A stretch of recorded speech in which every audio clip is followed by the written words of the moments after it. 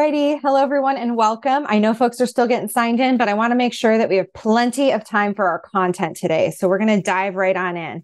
My name is Pam Torrey. I'm the Director of Marketing here at Ingage, and we are so excited to be presenting this session to you today called Fueling Growth, Top Strategies for Sales Momentum and Future Planning with our friends from ContractorCoachPro. Before we go ahead and get started, I do want to run through just a couple of Zoom things. I know many of you have been with us before on a Zoom webinar, but we will be utilizing the chat feature today. So if you have any technical issues or any comments on the content, please feel free to use that chat feature. Morgan Vera from Ingage is here to help you out with any of those issues that you might be having. We will also be using the Q&A functionality. You can find that in the same toolbar with the chat button. So if you have questions for Nate or for myself during the course of the webinar, please feel free to click that button and type your question in. What's great about the Q&A functionality is we can tell you if we're planning to answer it live, or we can type an answer out to you right there in the moment. So definitely use that. Alrighty, let's go ahead and get started today. I want to go over what we're going to be doing. So we'll introduce our speaker today, Nathan from ContractorCoachPro. Then I will do a quick 30-second overview of who Ingage is. And then we have a really great interview today. This is not going to be a presentation webinar. This is going to be an in-depth discussion of 4 main topics that we are going to really dig into to give you some real information that you can use over the next few months. Then we'll leave some time for questions. And finally, we will wrap up and make sure you have contact information should you want to get in touch with either one of us. So let's go ahead and introduce our speakers. Like I said, I am Pam from Ingage. I'm the Director of Marketing. I've been here for just under 4 years, which is very surprising. I'm a millennial, so we're known for job hopping. So the fact that I've been here this long is pretty cool. We are just really excited today to have Nathan from ContractorCoachPro joining us. I think that we've been on your podcast before, Nathan, but I don't think you specifically have ever been on one of our webinars. So I'm thrilled to have you here and to introduce you to our audience. Can you give a little bit of your background to our crowd? Yeah. So first of all, thank you guys for having me on. I'm super excited to talk with you guys a little bit about this subject. Let's see. So I was a contractor for 15 years. I started very, very young at the age of 15. And then my dad and I opened a business years and years and years ago, which we ran. And since then, I have been involved in contracting, from either being a contractor or working in contractor service providing. In other words, working with contractors, all the way into the coaching for 27 years, I want to say now at this point. So you guys can do the math on my age. I've been with ContractorCoachPro now for coming up on 6 years. And prior to that, I've worked for multiple different software companies. And then, like I said, I was a contractor myself. So I've got an opportunity to see this industry from a bunch of different angles, and doing B2B work with other contractors, giving me an opportunity to talk with hundreds of contractors over the years across the country in all different kinds of disciplines, from, exterior window, siding, gutters, roofing, to interior guys with electrical and HVAC and plumbing, to security guys who do security, home security and commercial security work. And so I love contractors, and I've always have. So I love what I do. So I think the moral of that story is you've been around in this industry for a while, and you probably have a lot of knowledge that you can share with folks. Yeah, it's weird. It's weird to say that time frame. So I'm like, I don't feel that old, and I don't think I really am. But then I'm like, yeah, 27 years. So yeah. We won't tell anyone. All right. Before we dive into our actual interview today, which I'm really looking forward to, I have to do the obligatory elevator overview of what Ingage is. We are the industry-leading sales enablement presentation platform for home improvement and home services. So what that means for you is that we help you to create dynamic, interactive sales presentations. We help you to share them with the people who need them through our instant cloud sharing. And then we help you to understand how those presentations are impacting your customers and how to make every rep your top rep with our rich analytics. And if you are watching this live and you are an Ingage customer, we actually have a big event tomorrow. that is our final session of summer camp, where we are going to be announcing some very exciting things about analytics. So did want to plug that. Please join us for it. So I am really excited today because we have a fantastic set of topics for our audience. It's not often that I get to do just like a straight up interview on a webinar. Usually this is like reserved for our podcast, and those are shorter episodes. So I'm really excited to be able to dig in today on the topic at hand. So we are going to be covering 4 main points, and I want to state them up front, and then we'll dig in on the questions. So we're going to be talking about maintaining the momentum of busy season, assessing your business and building a strategy for the coming year, optimizing sales timing, and then investing for success. So Nathan, if you don't mind, I just want to dig in on momentum and start talking about how you can maintain that through what gets classed as, like the slow season. I think that might be a misnomer at this point based on how things have been going. But Nate, you talked about how you assess hundreds of businesses a year. You're talking to contractors constantly. I think one of the things that leads to a drag in momentum is employee burnout, especially with sales team members. Like, it's a hard job to be a sales rep in the home. It's a lot of face time with people you're on. What are the most common signs of burnout in a sales rep that business owners, sales managers need to be on the lookout for so that they can proactively help out with burnout? So I'll talk about these folks first, because they tend to be a little less common on the sales side. If you're really into numbers, you're super analytical, love and analyzing facts and figures and data as a salesperson or sales leader. One of the signs that you might be dealing with some burnout is if you have met or are exceeding your company's numbers at this point. If you are exceeding your company, you're looking at the numbers, you're like, we were projected to do 10 million this year and we're at 12.2. Like, that would be a sign that not only your salespeople, but probably the rest of your team may be dealing with a little bit of burnout, because we've just accelerated past what we thought we were going to do.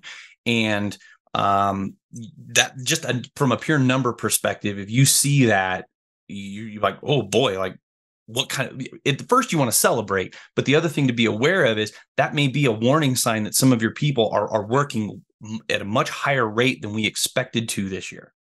So good thing, but also a little bit of a red flag where you might start going, okay, well, what does this mean other than the fact that we've done better than we expected? Especially and maybe if you haven't hired. Yeah, exactly. Like we hired people we built our machine, and we'll probably get into this more later. We built our machine to hit this. We're doing this. Are we running the wheels off this thing somewhere? And then as far as people go, it's a lot of the typical signs. So everybody reacts a little bit differently to stress and to burnout. Some of your people may start deal with attitude issues. They might start being lash out a little bit. They might be a little bitey. That may be some people tend to withdraw.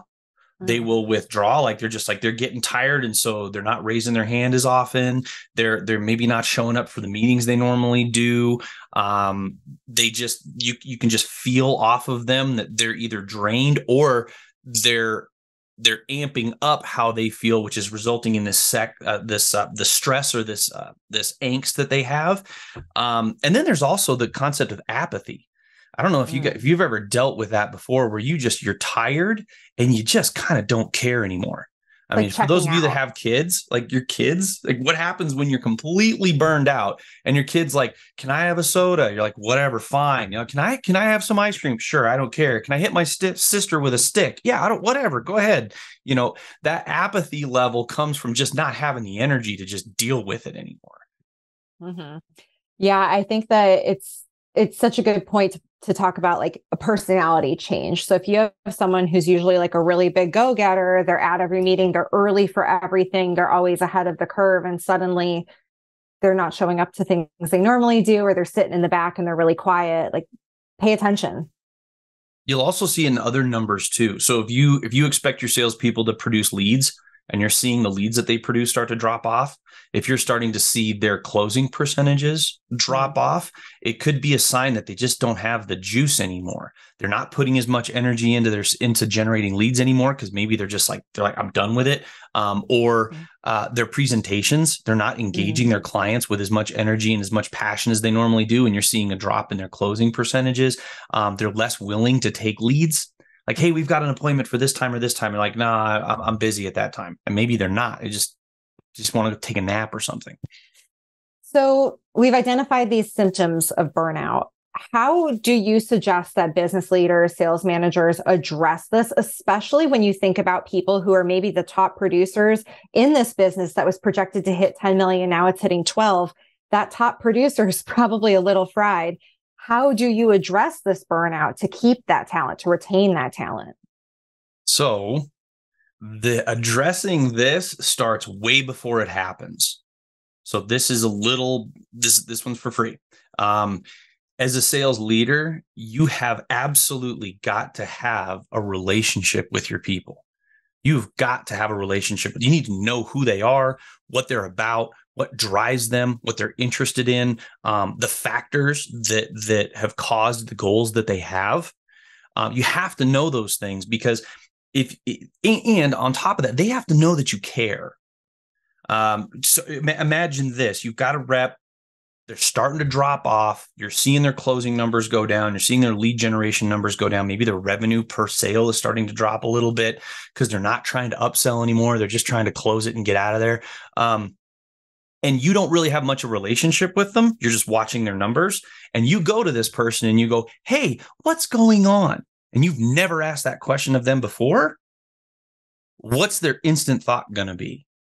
Right? Heck no. I'm not making you enough money. So now you care. So first things first, you have got to know your people. You have to know them. So that would be number one to addressing this. The other thing to addressing burnout is also helping them to see the future a little bit. So once again, it kind of comes with some caring and some understanding. Just, hey, the key to having an amazing year versus just a good one is being able to sustain that push through the times when we're starting to feel tired. And so once again, if you know them, you should know what motivates them and what drives them. And so re-engaging them with their goals that they set for the beginning of the year, and understanding where they're at in the pursuit of those goals. And if they've already hit those goals, how much further could they get? If they just kind of push through. Because here's the thing, for most of us, I don't care, like whether you work in Florida, whether you work in Minnesota, the holiday season is generally going to be a drag unless you're a retailer. The holiday season, everything just kind of tends to just chill out a little bit. How much would you like to enjoy that? So there is some slowness coming. Okay. And so we need to make sure that we stay on target and we're able to push through. And the other thing that I would also recommend too is don't be afraid to take some time with those people. And I would illustrate it this way. Would you rather deal with the potential of losing taking a break for a few days with your team and take the potential of maybe losing a few sales over those few days, or watch an entire sales performance decline happen over the next 3 months? What would you rather have? Yeah, I'm going to go with the break. I would too. Please. let's go do something that maybe invigorates. That's the word I'm looking for. Inspires, kind of gives them a break, maybe some team building. It's actually one of the reasons why we just finished Top Rep Rush. So Top Rep Rush happens in August for that exact reason. Is that a lot of these guys get to the end of this season, and if they've been really, really busy, they start to get that burnout. And so we thought, you know what? Let's do a Top Rep event in the middle of that section that just gives them a chance to step away from the day-to-day, get juiced up, maybe get their skills tuned up a little bit, get excited, and then get back after it. Yeah, it's like a palate cleanse. Yeah, in the middle just of a little crazy reset button. Yeah. 100%. So as we're talking about looking forward into Q4, we're thinking about holiday season. We're thinking about, just changes in the business. I know a lot of our customers and people that I talk to are wondering at what point should they really start planning for 2024? At what point should they be doing that assessment of 2023, kind of seeing the state of things and figuring out where they are? I think some people are hesitant to start it now because they think it's too early, but then if they started in November, it's too late. So what would you suggest for that start time for that assessment? So none of what I'm about to say is rocket surgery. And it's also, but that doesn't mean that it's easy. Okay. So this isn't necessarily easy, but it's not necessarily complicated. Analyzing what your company has done is a key to understanding what we need to work on as we approach the next year.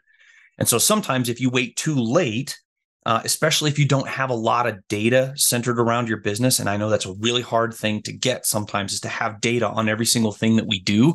So what happens at the end of the year? We have to rely on our memory. How did this thing go? And what happened when we did this? And do we remember this thing?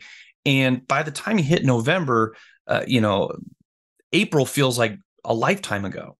So now you're trying to remember what happened. So when it comes to preparing for next year and in building for next year, the time to really do some analysis, to find it, once again, it's not easy, is to start doing analysis right now because you're still in the thick of it.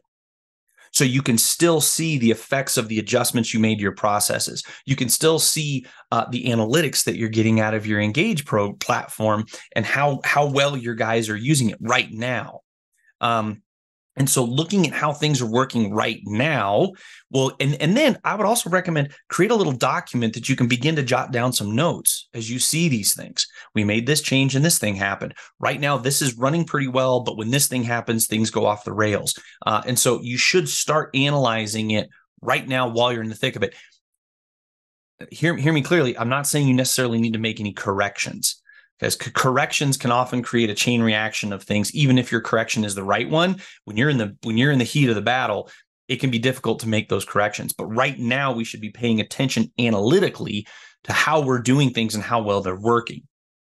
Yeah, I really like that point about making sure you're notating like what you were doing that caused that KPI. I think too often people run into a situation where they have all this data and they don't remember what they were doing around that data. So like I know personally here at Ingage, and from my perspective, like we keep a lot of like Google Sheets and just dashboards of things. And like I'll stick a comment and being like, hey, this was the week of Top Rep Brush. That's why we had so many marketing qualified leads. And I'll just stick that note in to say, hey, this is why this KPI was this way. So that when I look back at it from like November, I'm not like, what the heck were we doing that third week of August? Like what was going on? I definitely really think that's valuable to do. So I'm glad you called that out. When we're looking at this analysis of the business, I think a lot of folks end up with like the either blank page paralysis or they end up in a situation where there's too much data available at their fingertips because they've implemented all of these systems and they don't really know what specific points of the business they should be looking at on a regular basis or even, as a cumulative of the year. Do you have like a few core pillars that you think people should always be looking at when it comes to KPIs or it comes to doing the assessment of the health of their business? Okay. So if you're a note taker, write these down. And once again, we're also recording this. So you can go back and listen to it. And every company is a little different. Okay. But if you really want a good structure for going, okay, well, what in our business do we need to analyze? This goes back a little bit to Contractor Coach Pro's kind of our core philosophy or curriculum, our core way of seeing businesses is that you have these major disciplines inside of your business or topics or areas. And these are the areas we need to put focus in. Okay. So this is how they would work on the foundational side of your business for how do we analyze our business to know, or what things do we analyze to know what we want to work on. So we would start with a concept, and this is kind of in an order specifically. Start with understanding leadership, culture, processes, organizational structure, and HR is a good way of a good term for that, our accountability. So those pillars are the foundation of your business. And if you're looking for, okay, well, where do I look in my business to do analytics? Leadership, culture, processes, organizational structure, and HR, and then accountability. On the operational side of your business for analyzing, moving into the next year, you want to be analyzing marketing. You want to analyze your sales strategy and processes and structure. You want to analyze your training programs. You want to analyze maybe some of your technology, and then you want to analyze some of your recruiting, hiring, and onboarding structures and tactics. So that right there is a brilliant start to at least creating an organization or a method to analyze your business in those pillars, as you put it. So I want to dig into one of those points that you talked about, which was technology. We're a tech company. I talk to people about technology all day long. That's weird. And yeah, and it can often feel like it's kind of an intangible to assess. I think a lot of people don't know how to really assess ROI or the value of technology or their tech stack. So how do you recommend that sales leaders and business owners quantify or, and analyze that ROI of their tech stack, whether it's a new CRM, accounting software, in-home sales software, presentation platform, visual rendering software? How do you help people to get from the intangible to the tangible? Well, so once again, sometimes we end up having to rely on our memory, which unfortunately for us humans is not the most reliable source. No, it is definitely not. What was happening before we used this thing and what was happening after it? Because there is no technology that doesn't come with a dollar sign next to it. Okay. However, there's a bunch of different data points to think about your technology. Did it make things happen faster? That's a big key, because the faster things happen, just for all you nerds out there like myself in this area, the faster things happen for us, the better our cash flow, especially in a sell it, build it, home service model. Okay. So are things happening faster? Second thing that happens is, are we making fewer mistakes? Right. And I had to put that one next because any of you production or process people are going to go, as soon as we speed up, more mistakes happen. That can definitely be the case. So are we making fewer mistakes? Because we all know in this industry as well, mistakes typically cost money. Okay. Have we created more bandwidth for some of our people? In other words, we maybe have some admin, or we maybe have people that support the sales team. Are our salespeople able to do more because we've created tools that take things out of their hands? Or are our support people able to take on more because we've taken certain things out of their hands? Automation is the first thing that comes to my mind. We created an automated system for sending out alerts via text or email to our customers about their production dates or whatever. And that saved one of our people 6 hours a week. Okay. That would be a major ROI. So those are some of the real key components. Now, if you have a piece of software sitting there you've been paying for and there's no data in it, because you haven't been using it. So you're going to have a real hard time understanding what the value of that thing is if you never used it. And so that's another piece that needs to be analyzed. We brought this thing in, we've been paying for it, we're not using it. So obviously the ROI is going to be zero. But that's not necessarily true either, because you could have been seeing an ROI that you haven't been seeing. So if this thing could have saved you, $5 a day, and you haven't been using it for 100 days, that's a loss, not necessarily a gain. Mm-hmm. So you got to keep that stuff in mind as well. Those are, at least from having worked in software, that's a lot of the data points I would try to explain to people. So I want to do the same thing with sales training, because again, that can kind of feel almost like an intangible. If you haven't been through a sales training program or really dug into it, you may be like, how do I assess if I need it? How do we identify that there are gaps that need to be filled? Or, this would be a good use of our time during the coming season. How do you recommend that sales leaders and business owners assess their team to determine if they need a more intensive training program or a training program at all? Right. Okay. So on the upfront, there's a principle called time to money.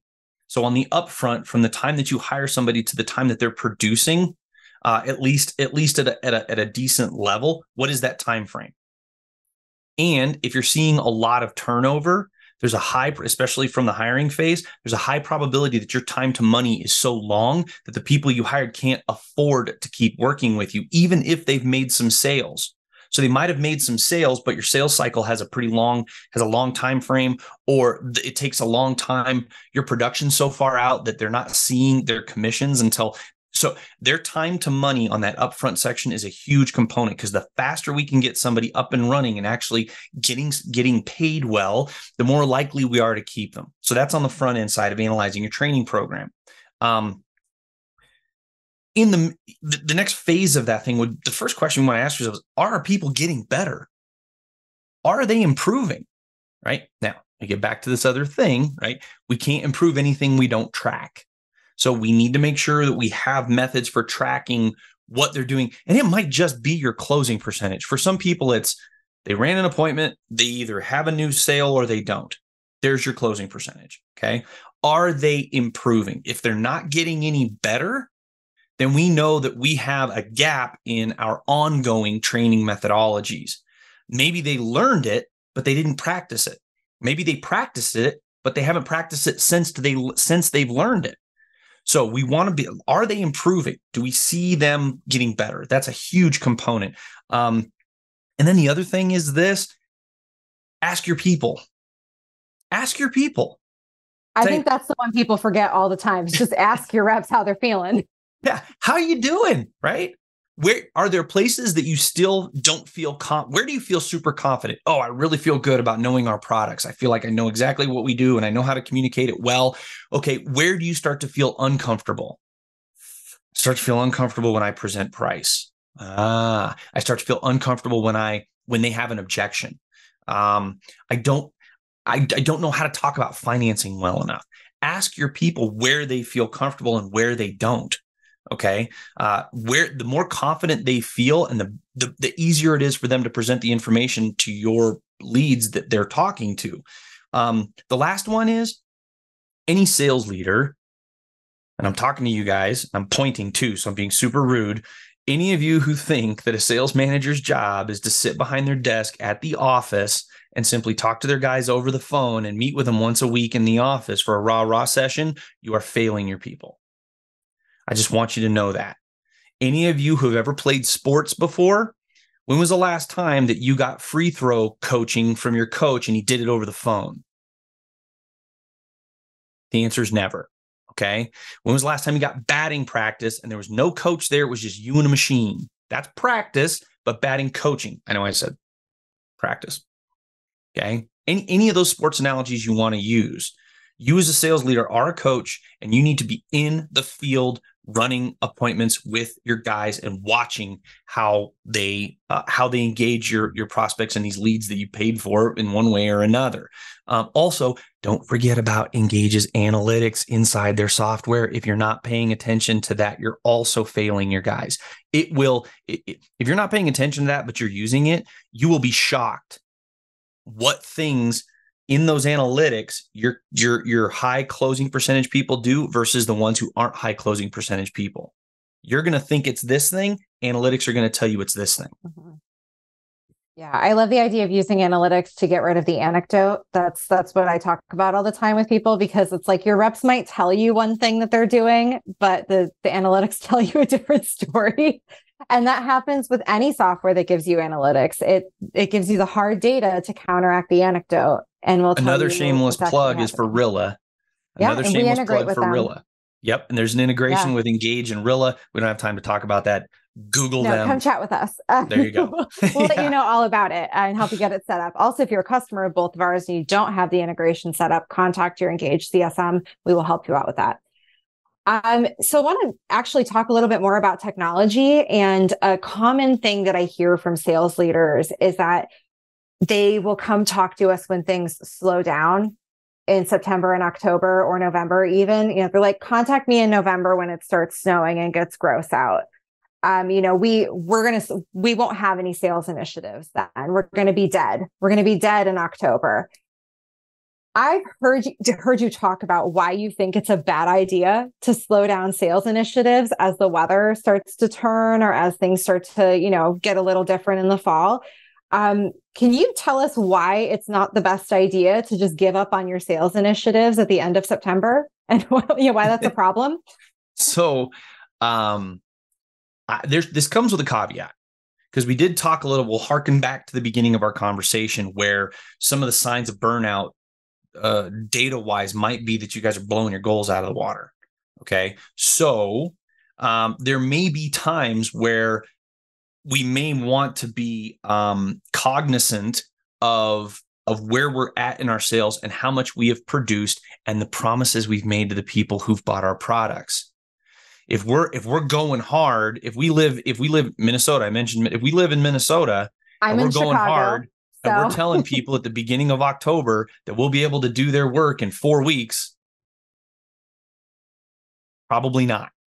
So, So you need to be cognizant about where you are in your goals and how well you've done already. Okay. Now, from just a sales perspective, I understand, especially if you've had a really great year, you start getting towards the end of the summer, like we talked about, you start feeling that burnout, you start feeling tired. Okay. But man, so many companies actually hit all their stretch goals and all of the stuff that earns the company vacation.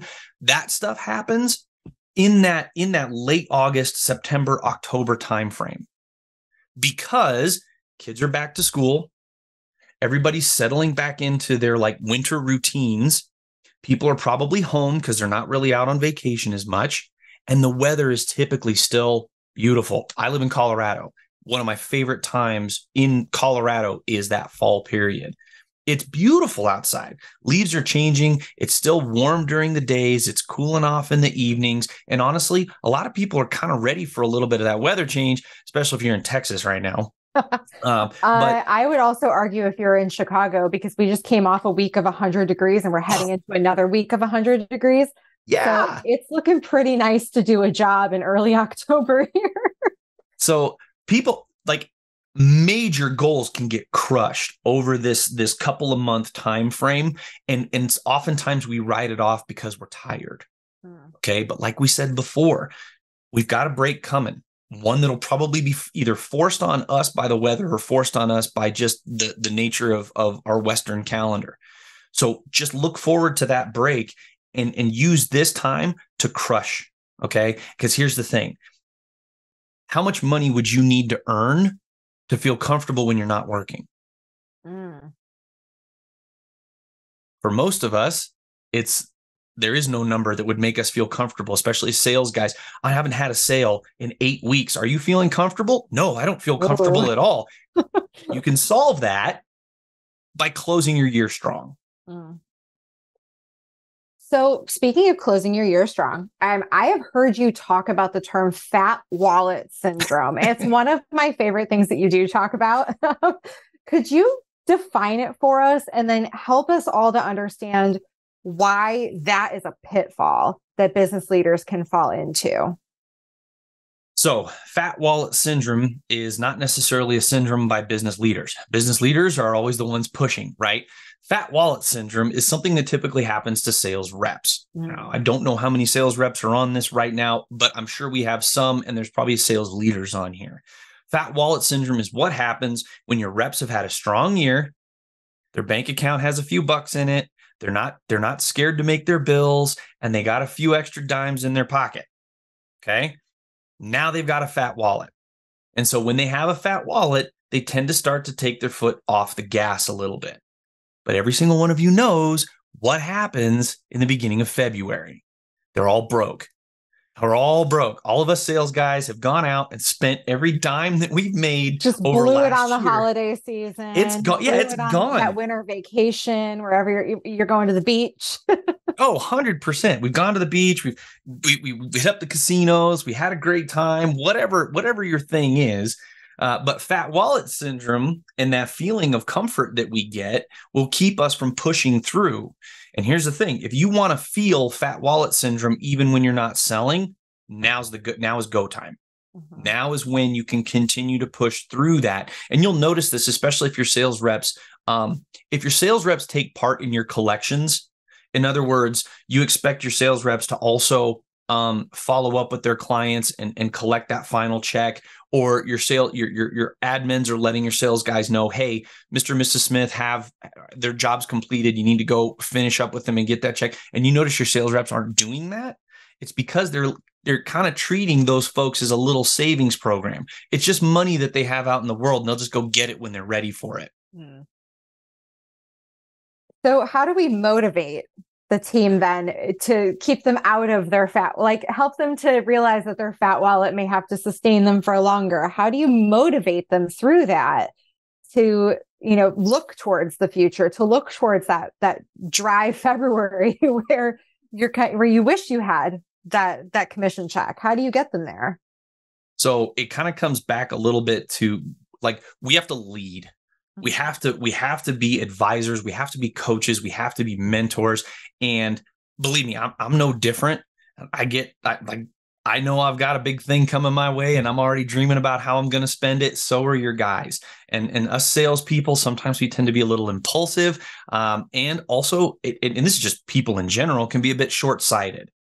And especially if you've got young sales reps or new sales reps who haven't experienced that slow season yet, we need to let them know.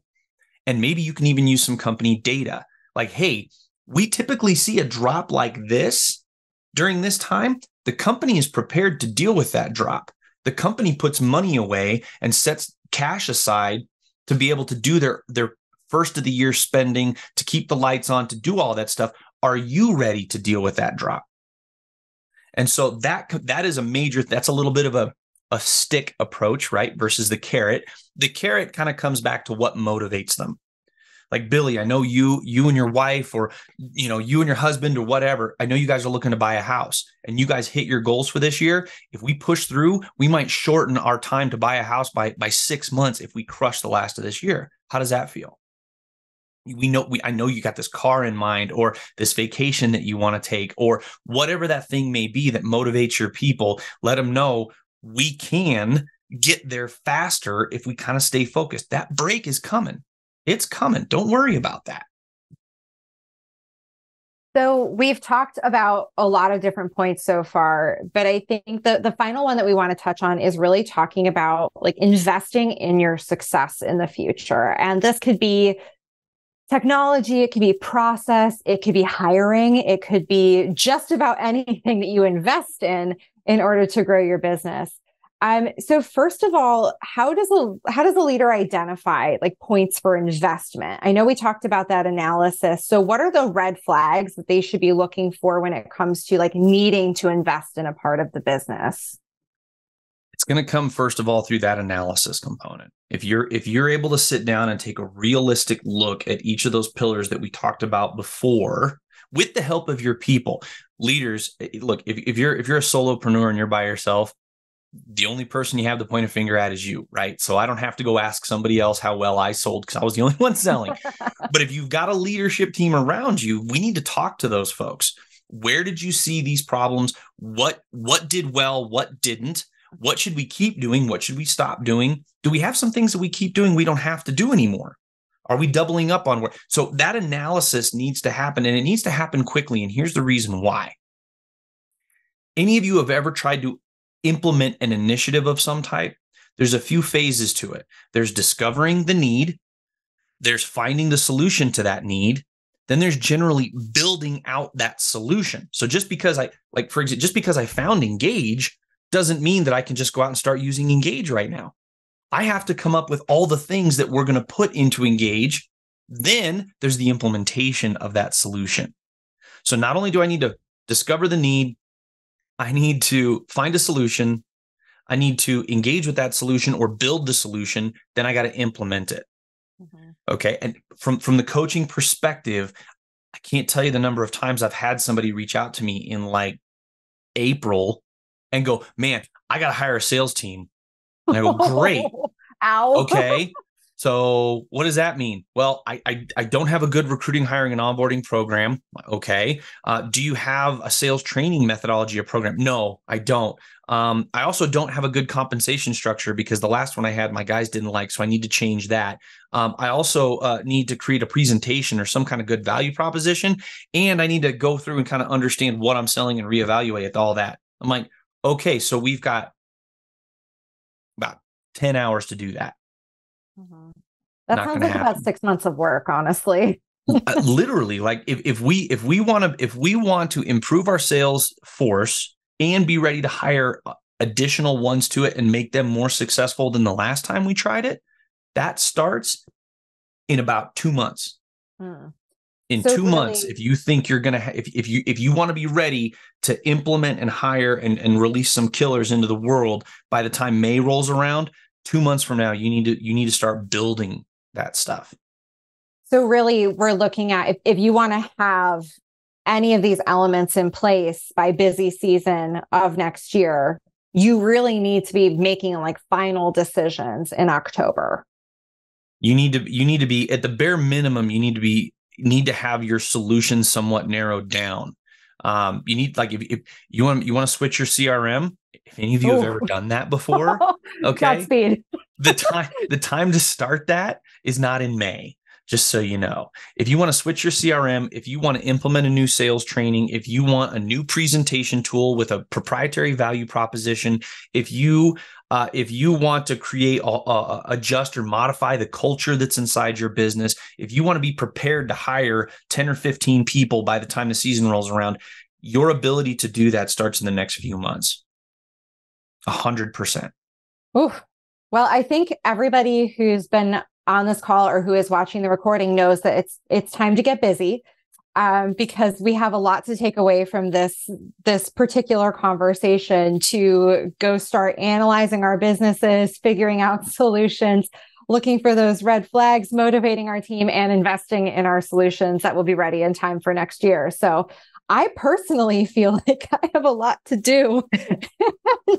I said it earlier, it's not like it's complicated in concept, but it's not easy to do.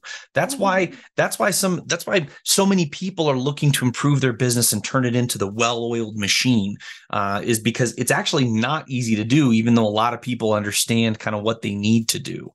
And so just keep in mind, folks, that your business might be okay in a few areas, and there's probably degrees of demand for attention.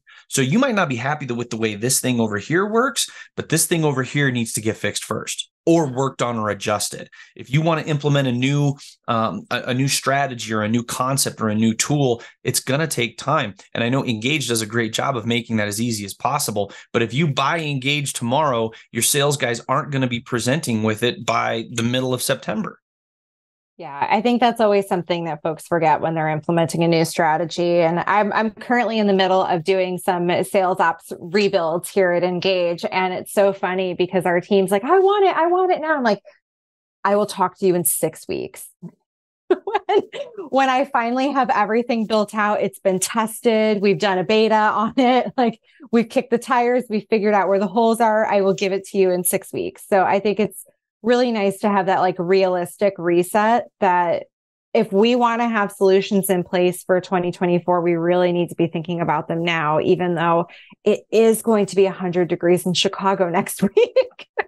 Oh, that's why I'm glad I live in Colorado. Yeah, you're very lucky to not have the humidity. It did feel like a swampland for a while here, but I am very grateful to have you on with us no matter where you are, Nathan. We had a great conversation today.